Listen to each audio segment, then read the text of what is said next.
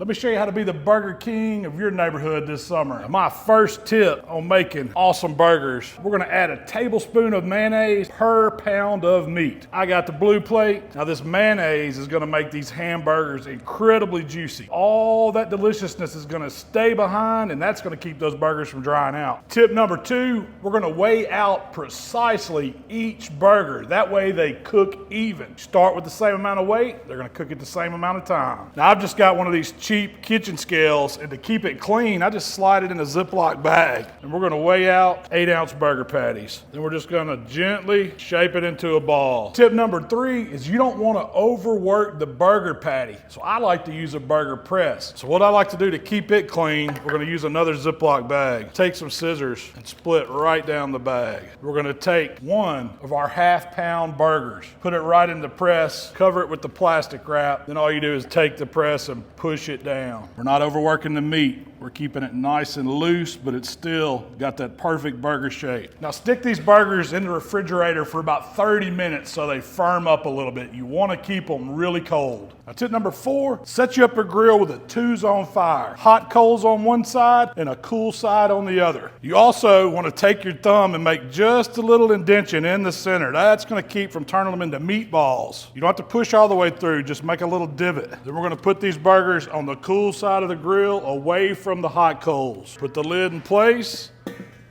Set you a timer for 10 minutes. What I like to do at this point is go ahead and start searing them. This is when you move them over those hot coals. After a couple minutes on each side, you get a nice sear on them, move them back over to the cool side. You want to add the cheese. I'm just using a mild cheddar. Use whatever you like. So I'm starting with a toasted bun. This is an all-American burger. That's how I like to eat them. First, I'm going to smear some blue plate mayonnaise on that bottom bun. Hit the top bun while we're at it. Then some dill pickle, little thinly sliced white onion, big old slice of tomato, a little bit of lettuce just to keep that doctor happy. Then we're going to take one of these burgers. We're going to set it right on top, put that bun in place, and that's how I make a manly burger right there, y'all.